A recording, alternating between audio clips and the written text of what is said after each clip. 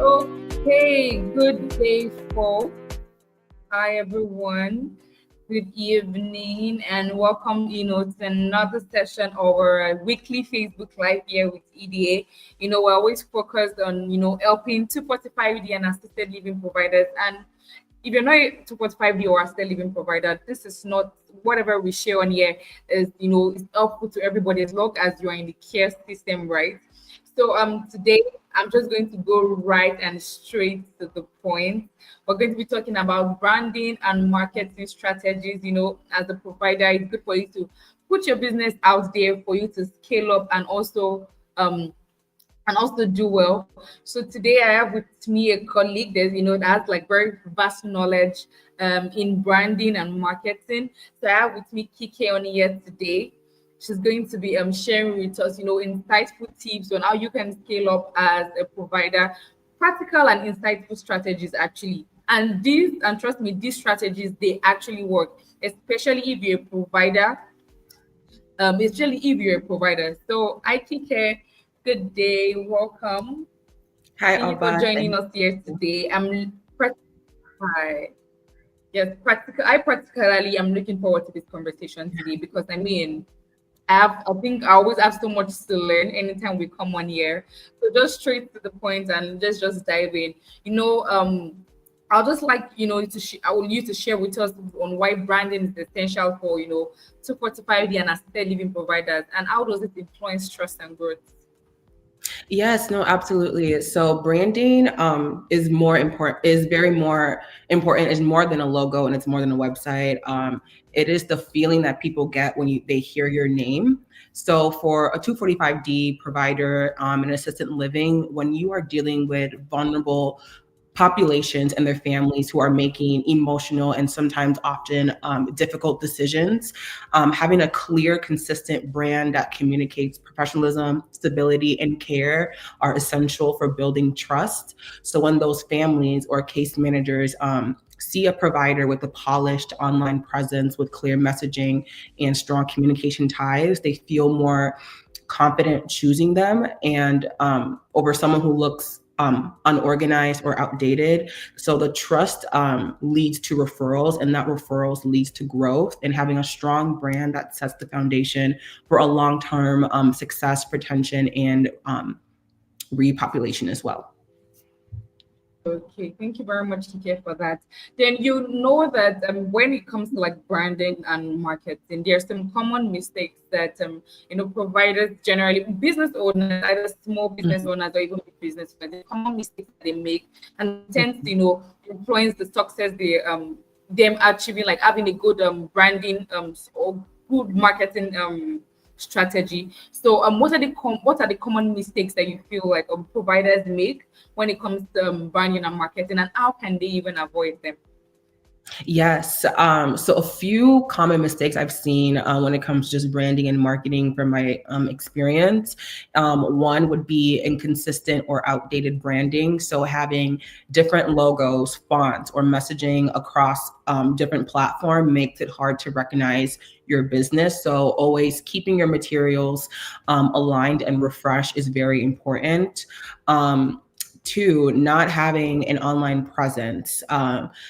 This is a very, very, very big and very important one. Some providers think that word of mouth is enough, but unfortunately, it's not, especially in the day of age that we live in 2025. We are in a very heavy digital market type of lifestyle. So if you're not online, you don't exist, unfortunately, because people want to see you on Google. They want to see your website. They want to see your reviews.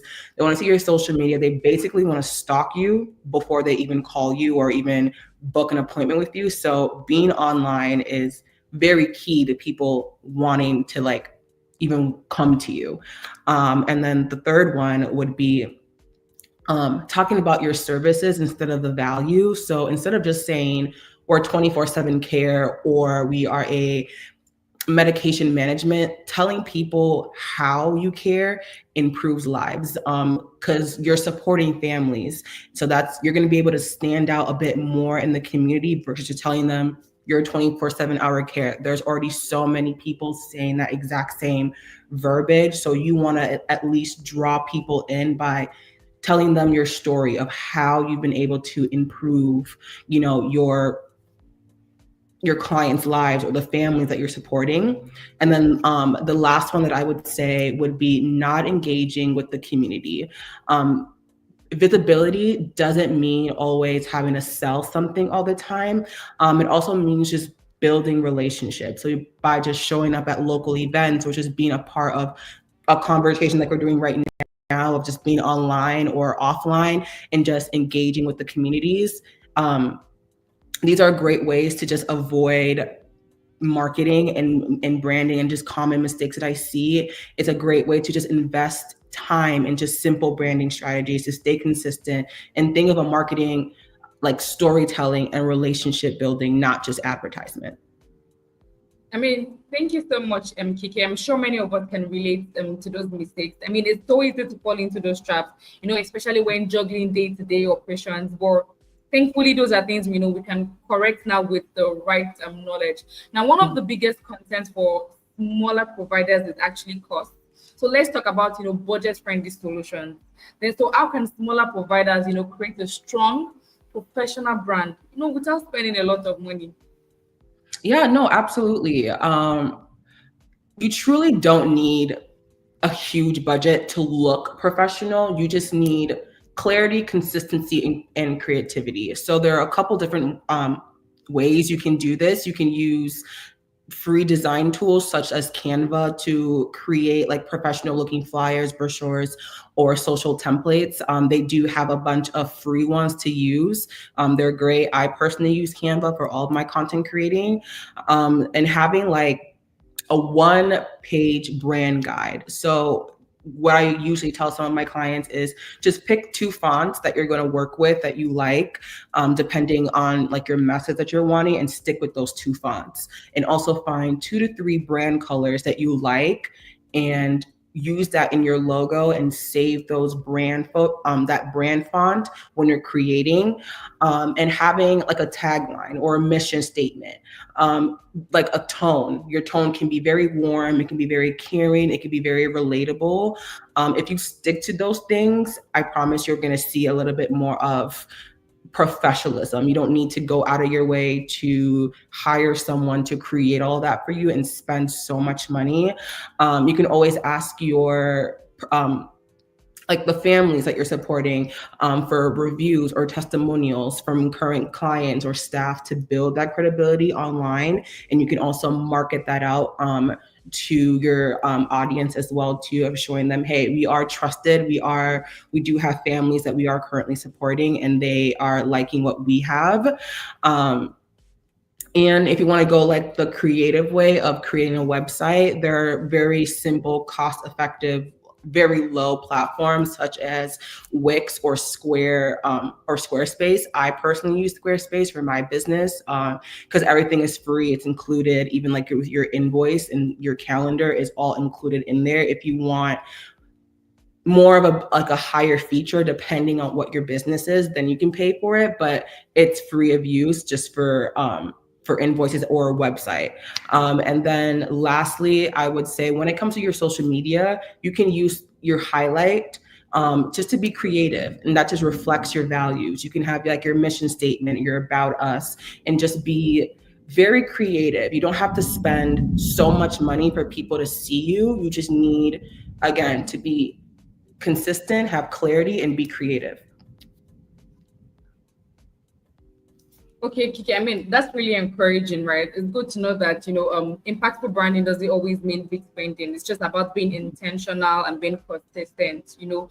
So now let's move into visibility, because it's one thing to have a great brand and another thing to make sure that people actually see it. I mean, you already said that if you're not on maybe like social media, or you don't have a branding system as a provider, you're basically not being seen. So which marketing strategies and platforms I mean, you've mentioned few, but which marketing strategies and platforms that have helped providers successfully increase their visibility and referrals? Yes, Google My Business is huge for just local visibility.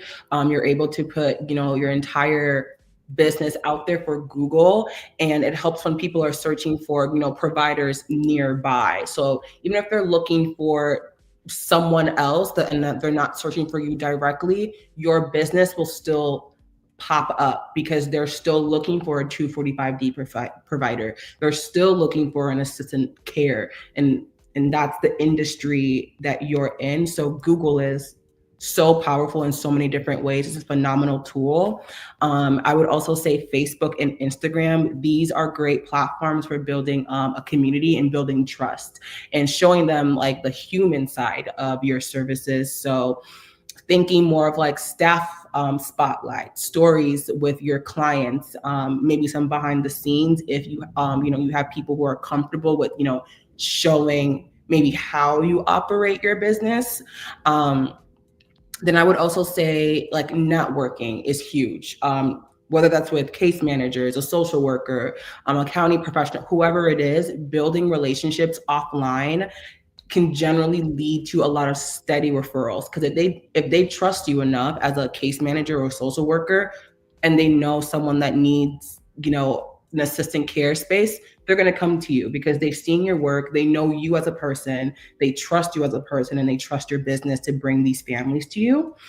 And then I'll also say email newsletters, email campaigning are also great ways for visibility and referrals, even just as a simple like monthly check-in with updates or resources, just checking in on them and just seeing, hey, how are you doing this month? If you have any needs, let us know. If you don't, I would just love to, stick around and build a relationship with you, and letting them know, like, we have this event coming up, we would like you to attend.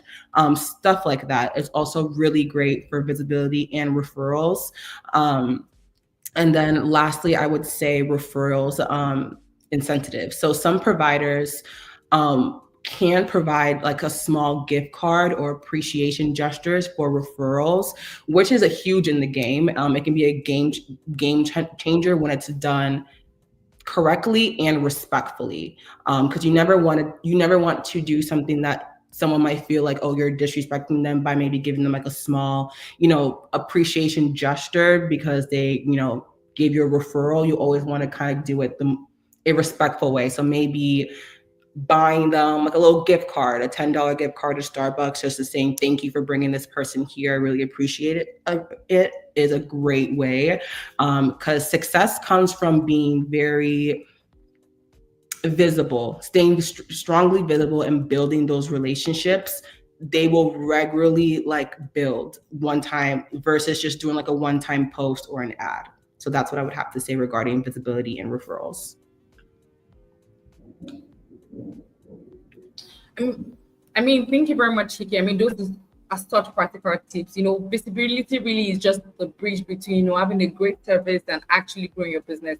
And finally, right, I have just one more question for you. Let us wrap this up with something every provider watching can act on today. Either they are currently watching or they're going to watch the replays, right? So, what's one practical step a provider can take today to begin standing out and positioning themselves for growth? Yes, absolutely. I would definitely say update your Google business profile. You can add like current photos, whether that's of your space, your team, add in like a detailed description of your services, a contact information, and you can even ask current families or past families to leave reviews. It literally takes 5 to 15 minutes for them to leave a review, because that does a lot. And I feel like people don't really understand the power of review. That really does a lot, especially when it comes to care and assisted living care, especially for people who are getting, old and elderly. Knowing that you have trustworthy people who have been to you and have seen success with their families, I'm telling you, it's going to go such a long way, especially for the brand reputation and the brand trust. Then from there, I would say pick one platform, maybe Facebook or LinkedIn, depending on where your crowd is or your audience is the most, and just start posting once a week with a short caption, a short content, whether that's like a staff appreciation, a fun client story, or a care tip. Just being consistent is key. And you don't have to post 3 times a week. You can post 1 time a week and just being and responding to those comments, liking those comments is going to go such a long way, because people are also going to be like, oh, wow, you saw my message, and not only did you see my message, you liked it and you responded back to me. So those are my little tips that I would take for you to say if you want to stand out and begin marketing today. Okay, I mean, thank you so much, Chike. I already said I was looking forward to today's live session because, branding and marketing, they're one of the key things that you cannot overlook when you're especially when you're a provider, when you're a business owner. That's one step you take in towards branding and marketing could be a game changer for that business of yours. So thank you very much, Kike, for sharing your knowledge and experience with us. We hope that when next we call you, you'll be able to come on here and share more tips with us, practical tips and insights on how you can grow your brand, and also you can market it successfully. So thank you very much, Kike, for your time. So for everyone watching the live, if you're watching the live or you're watching the replay, thank you so much for joining us today. And a special thank you once again to our amazing guest Kike, for breaking down these important strategies in such a practical and relatable way. So branding and marketing, sometimes they may seem overwhelming at first, especially for providers focused on care and compliance. But as we've learned today, small intentional steps can actually make a very big difference. Whether it's refining your messaging or focusing on one platform that you put out your business on, or showing up consistently online, or simply knowing your values and communicating it clearly, it all adds up to stronger trust and sustainable growth.